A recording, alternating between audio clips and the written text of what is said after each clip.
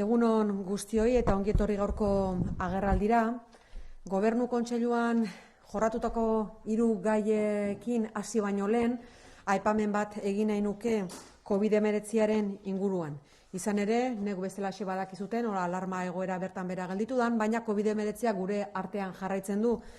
Eta naiz eta azkeneko asteetan askotan errepikatu izan dugun Aldundian azken ahalegina egin beharra daukagula eta azken ahalegina eskatzen diegula Gipuzkoarrei, orain inoiz baino indar gehiagorekin egingo nuke. Alegia txertaketa prozesua ondo doa, aurrera doa, baina hori amaitu bitartean eta ikusita inolako aterki juridikorik gabe gelditu gerala hainbat neurri hartzeko, Gipuzkoarrei eskatzen diegu mesedez azken txanpa honetan ahalegina egitea. Gutako bakoitzaren esku baitago, geure burua babestea eta ingurukoena babestea ere. Ze badakigu ze egoeratan gauden, alegia oraindikan ere COVID-19ak heriotza eragiten du, gaixotasuna eragiten du, badakigu ospitalak nola dauden, 169 lagun daude ziun momentu honetan, 400 lagun plantan, eta Osakidetzako langileek ezin dute beraiek soilik ahalegina egin. Alegia ezin dugu utzi dana Osakidetzako eta Osakidetzaren bizkar gainean. Gutako bakoitzak badu zer egina, badu eginkizuna COVID-19ari oztopoak jartzeko. Eta mesede galanta egingo dio bere bizitzari, ingurukoenari, osasunari eta ekonomiari ere bide batez. Beraz, arduraz jokatzeko eskatzen diegu Gipuzkoarrei, konfiantza osoa daukagu Gipuzkoarrengan, badakigu gizartearen parte handi batek sekulako ahalegina egindula denbora guzti honetan eta zintzo portatu dela, portaera zuzena auki duela eta araudia bete duela, eta beraz gainontzekoei eskatzen diegu ez dezaten kalte gehiago sortu mesedez. 3 gai gaurko Gobernu Kontseiluan jorratu ditugunak, lehenengoa apirilera bitarteko zerga bilketa, bigarrena Beasainen sortuko dugun biribilgune berri bat, eta 3. COVID-19aren eragina gure baliabideetan gizarte politikako departamentuan. Lehenengo gaia, apirilera bitarteko zerga bilketa, bai aurreratuko dizuet, distorsioa sortzen dutela datu hauek, alegia konparaketa egiterako garaian kontuan hartu behar degula, 2020 urteko lehenengo 4 hilabeteekin egingo degula konparaketa, eta beraz ez dela zuzena izango, alegia ez dela ondorio fidagarririk ateatzeko modukorik, ze lehengo urtean, martxoan, pandemiak bete-betean eragin zuenean, etxean egon ginen, konfinatuta egon ginen, eta gero ere deskonfinamendu prozesu bat abian jarri izan. Beraz, datuak ez dira konparagarriak, inola ere 2020 urtekoekin. Baina, bai noski honen berri eman behar dugu, eta esan dezakegu apirilera arte zerga bilketa metatua 121,6 hasi dela. 1.025 milioi euro bildu ditu Gipuzkoako Foru Ogasunak, pasadan urtean baino 182 milioi euro gehiago. Esan dizuet, alarma egoeran geunden aurreko urtean martxoa eta apirila bitartean, lehenengo aldiz, konfinamendu garaia zan, eta beraz, sarrera geroratu egin genituen, ogasunean, itzulketak indartu egin genituen eta aurreratu, eta urteko ziklonetako zergabilketa oso bajua izan zen. Hortik, beraz, igoeraren zergatia eta konparaketak, zentzu handirik ez duela. Zerga nagusiak aipatuko dizkizuet, lehen esan dudan bezala bilakaera positiboa izan da, PFS-aren kasuan 18,7 hasi da zerga bilketa, lan etekinen atxikipenak 17,6 egin dute gora, bezaren kasuan nabarmenena da, konsumoa posible izan delako 40,6 berreskuratu da. Sozietateen gaineko zergan ordea negatiboa izan da emaitza, baina ondare irabazietan dago arrazoia. Alegia, ondare irabaziak jetxi dira, ez enpresen irabaziak. Hori bai azpimarratu nahi nuke. Datuen irakurketa egiteko garaian, leheno aipatu dudan bezala, dena izan da ezoikoa 2020 urtean, baita 2021 honetan ere, baina garai hartan alarma egoeraren hasiera eta konfinamendu egoera baten geunden bakoitza bere etxean, asko eta asko behintzat. Orduan, ezin da irakurketa sakonik egin momentu honetan, ez da homogeneoa ere, eta hau ez da posible izango gutxienez udazkenera arte. Kalkuloa egin dugu 2019 urtearekin, 2019 urtea urte arrunt bat izan zen, eta 2019arekin alderaketa eginik 8%ko jaitsiera egonda. Baina, ohikoa den bezala, eta askotan aipatzen dugu, lehenengo hilabete hauek oso aldakorrak izaten dira, eta naiz eta egin nahi izan dugun aldaketa logiko bat, irakurketa ere ez da zuzena, baina datua bentsat maigaina jarri nahi izan dugu. Hasieran beti gora berak egoten dira eta horrela hartu behar da hau ere. Edozein kasutan datozen hilabeteetan eta askotan aipatu dugun bezala eta bereziki Ogasun Departamentoan horrela egiten dute zuhurtziaz jardun behar dugu, baina bai esan baikorrak garela etorkizunari begira. Eta edozein kasutan Gipuzkoako Foru Aldundian ekonomiaren alde lanean jarraituko dugula. Ekonomiaren alde behar ditugun baliabideak sortzeko, gizarte kohesioa lortzeko eta desberdinkeria borrokatzeko baita gure lurraldean ere. Bigarren puntua gaurko Gobernu Kontseiluan joratu duguna, erabaki bat hartu dugu, hain zuzen ere Beasainen Ugartemendiko kruzean biribilgune berri bat sortuko dugu eta horretarako proiektua onartu dugu gaurkoan, N1-419 bat bidea darrean, T bat dago bertan eta T hori biribilgune bilakatuko dugu. 3 hilabeteko exekuzio epea dauka eta 327.000 euroko zuzkidura.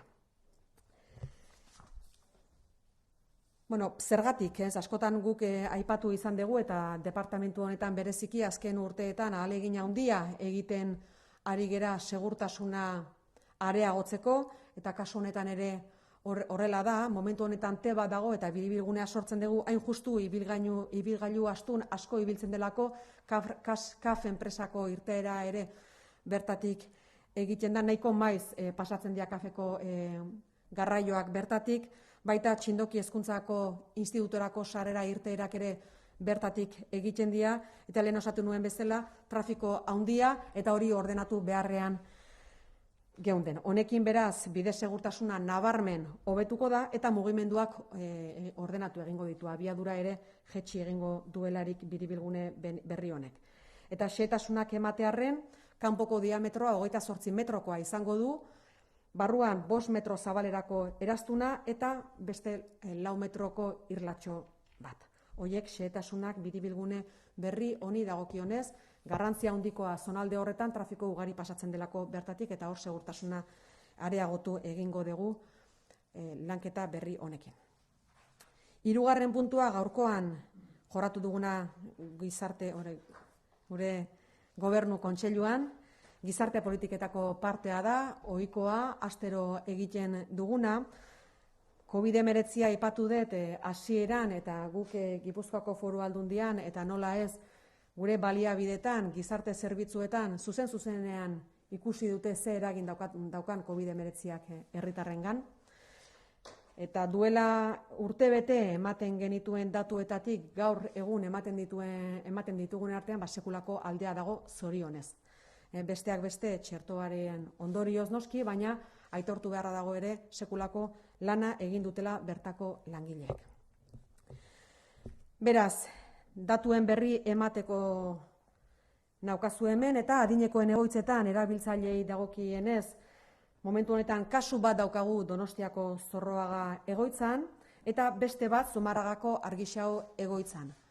Biek txertoa jaso dute, ez daukate inolako sintomarik, ondo daude, baina protokoloaren ondorioz Eibarko ospitalean daude. Langileen kasuan, 11 langile dauzkagu momentu honetan, Gipuzkoako 9 egoitzatan. Eta gainontzeko baliabideetan, eguneko zentroetan, aste honetan positibo bat atzeman da, eta gainontzekoetan bat ere ez. Berri onak beraz. Bien, un resumen en castellano de las decisiones que hemos adoptado en el Consejo de Gobierno de hoy, pero previamente quería hacer una mención especial a la situación que vivimos hoy en día por la COVID-19, decir que somos conscientes de la situación que vivimos, estamos ya en el último tramo y pedimos a guipuzcoanos y guipuzcoanas que hagan un último esfuerzo.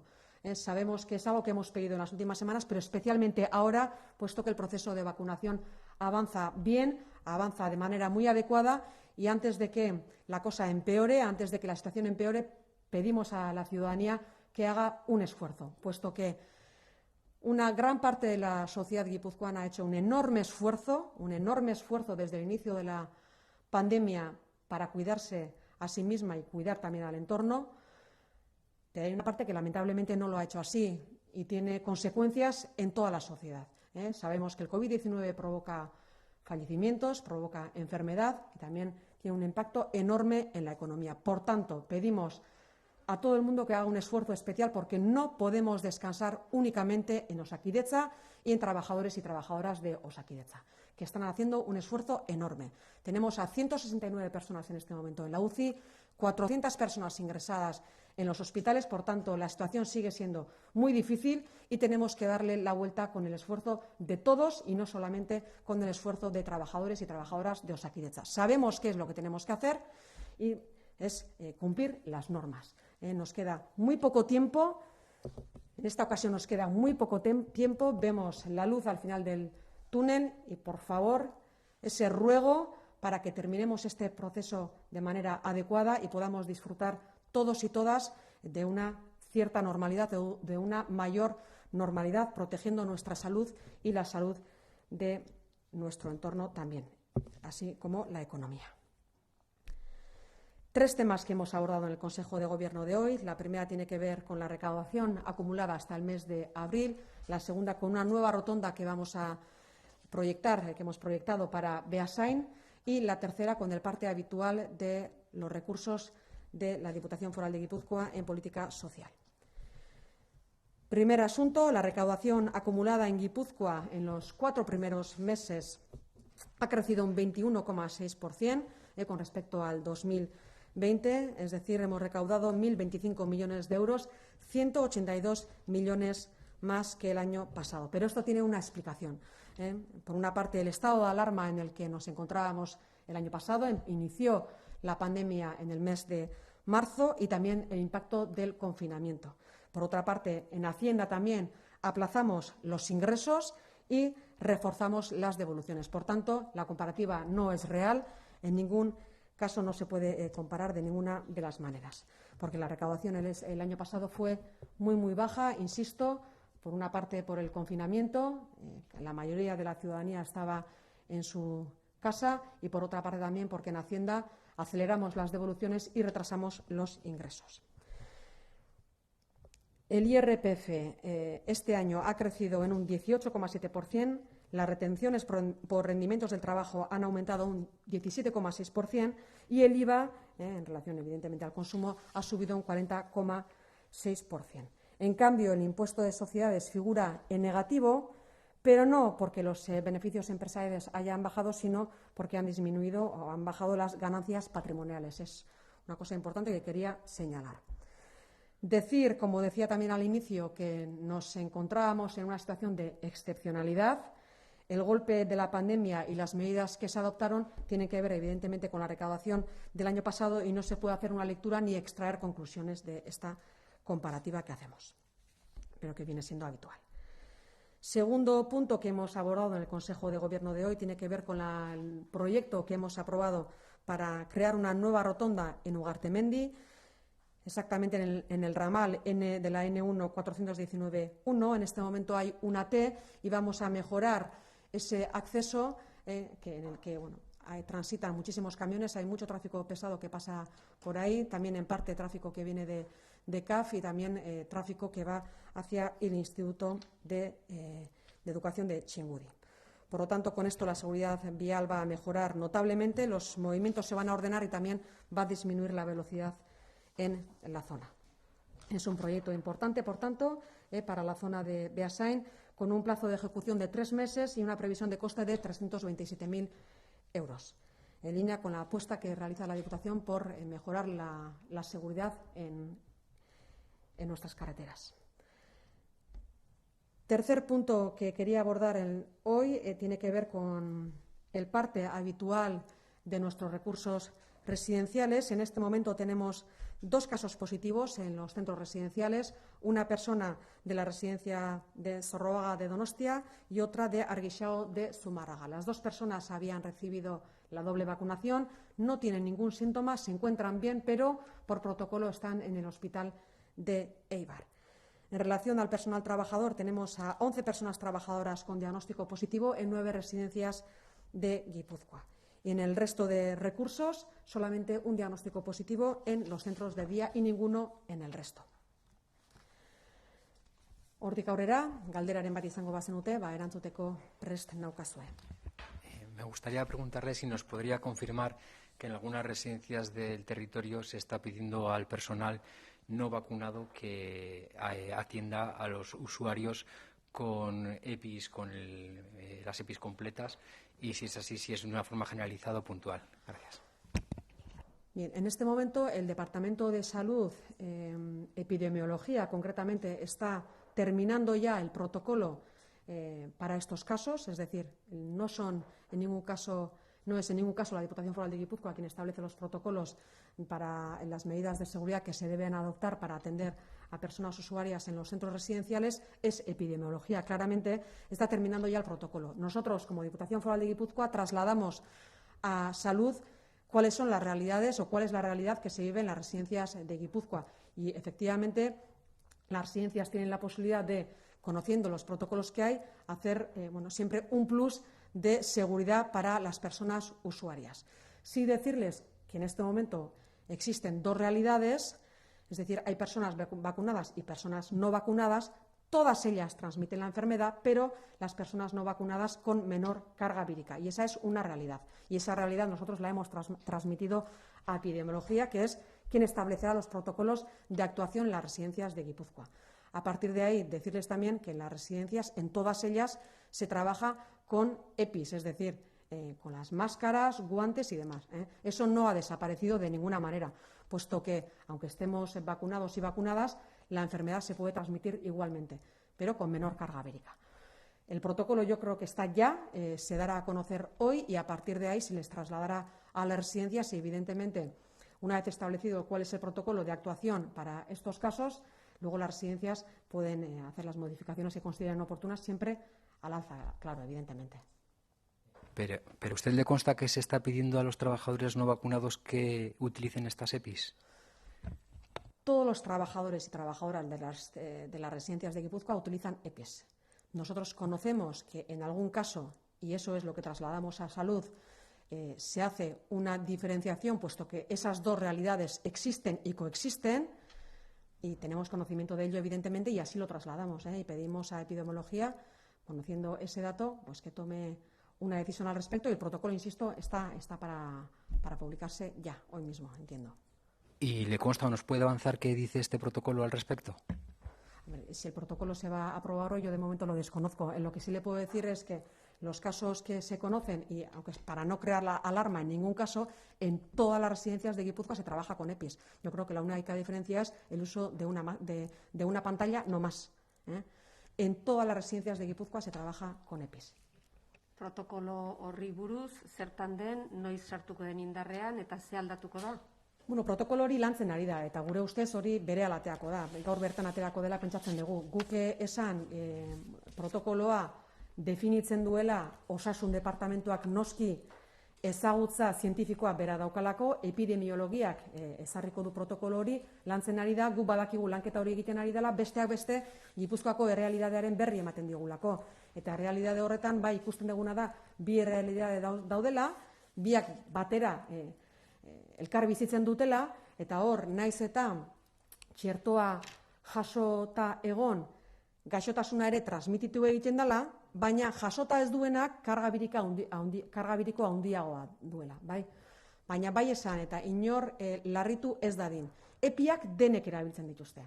Salbuespenik gabe, EPIak denek erabiltzen dituzte. Protokoloak edo epidemiologiak ezarriko du zein den protokolo berria behar baldin bada, eta horrik aurrera noski egoitzek gehiagorako baldin bada ezarri dezakete neurri gehigarririk nahi baldin badute, hala egoki ikusten baldin badute. Baina Osasun Departamentuak ezakarriko du protokoloa zein dan. berriro diot, denek erabiltzen dituzte epiak. Ze txertatuta egon edo ez, gaixotasuna transmititu daiteke, naiz eta txertatu gabe karga birikoa gutxiagoa izan. Eta bai esan, langile ia gehienek txertoa jaso dutela. Alegia, hasieran bazeuden batzuk retizentziak zituztela, egoiliarrek bezalaxe, baina gero eta gehiago dira txertoa jaso dutenak. Eta bai azpimarra jarri nahi nuke, inork ez dezala zalantzan jarri langile hauen konpromisoa egoiliarrekiko. Ze irakurketa hori ere egiten ari da, eta guk hori ez dugu onargarri ikusten. Alegia, badaude batzuk txertoa ez dutena jaso, ezin dutelako. Eta orain arte egin duten ahalegina sekulakoa izan da, eta hor azpimarra jarri nahi nuke. Hori inork zalantzan ez dezan jarri zenolako konpromisoa daukaten egoiliarrekiko eta egoiliarrak zaintzeko. Baina berriro diot, txertoa jasota ere, gaixotasuna transmititu daiteke. Eta ikusi dugu, egoitzatan bilakaera zein izan dan. Nik uste hori dela argazkiri nabarmenena, Eleno aipatzen nuen bezala. Aurreko urtean gertatutakoa, gaur egun gertatzen denarekin, ez daukaz ikusik, egoiliarrak eta langileak ere batzuk kutsatu egiten dira, alegia birusa jasotzen dute edo ukitzen dute, baina ez dute gaixotasuna garatzen. Zorionez. Eta ez daukate sintomarik, zorionez. Momentuz horrela da, Gipuzkoan, hori da gura argazkia, beraz, oso berri ona da, baina horrek esan nahi du, txertatuta ere transmititu dezakezula. Baina bi errealitate hori daudela nabarmena da. Bilako hogeita behatzean jasotuten adibidez Zorroagako egoiliarren familiek kasu nola gertu zen, nola pentsatzera egon den, horren berri, neurri, eta gauza bera egingo da, orain protokoloa egoitza guztietan jakingo duten berri. Egoitza kasu honetan, egoitza horrek komunikazio bat egin du, Zorroagan kasu bakar bat egon da, hori mesedez gauzak dian bezala kasu bakar bat egon da, eta Zorroagako egoitza, gainontzeko egoitzek bezalaxe, badaukate eskumena eta eskubidea nahi dutena egiteko gehigarri bezala, alegia. Gaur egun dauden protokoloa zaratago zerbait gehiago egiteko aukera ikusten baldin badute ez daukate inolako arazorik. Azkenean bermea ikusten badute beharrezkoa dela, horrela egiten dute, ez dago inolako arazorik. Guk departamentuari, osasun departamentuari esan dioguna da, gaur egun Gipuzkoan egoera hau da, bi errealitate hori daude, horrela ari dira kudeatzen, eta protokoloa ezarri zazu. Eta hori noski horren berri emango diegu egoitza guztiei, baina hori bere alatako da, okerrez baldin banago gaur bertan. Sí. Perdón. Sí, a mí me gustaría saber si el porcentaje de trabajadores no vacunados sigue siendo el 20% o, como decías, ¿no? Se ha reducido un poco ese porcentaje porque cada vez son más los que igual se estaban vacunando y eso, a ver si... ¿Cuál es actualmente? A día de hoy no conocemos cuál es el porcentaje de personal vacunado, ese dato no lo tenemos, aunque lo estamos trabajando, pero no lo tenemos. Lo que sí le puedo decir es que la evolución ha sido muy importante. Es decir, hay cada vez menos personas que rechazan la vacunación, pero hay casos en los que por prescripción médica no lo pueden hacer. Pero sí es verdad que cada vez hay más personas que piden la vacunación, porque ven que efectivamente es eficiente y eficaz. Pero ese dato a día de hoy no lo tenemos aún. Momentu honetan ezin dugu eguneratu, datu hori ez dugu ezagutzen, eskatzen ari gera, eta datua ez dugu ezagutzen, baina bai esan bilakaera positiboa izan dela, alegia gero eta jende gehiagok txertoa askatzen duela, eta gero eta jende gehiago txertatua dagoela egoitzetan bestea beste ikusi dutelako eraginkorra dela, baina badaude batzuk ezin dutena txertori jaso, eta hori azpimarratu nahi nuke. Gero eta gehiago dira txertoa eskatzen dutenak. Eraginkorra delako ez zuzen ere. Bestelako galderarik egongo balitz? Ez? WhatsApp ez ere ez? Beraz, honekin amaituko genuke gaurkoz. Eskerrik asko guztioi eta egun ona izan dezazuela.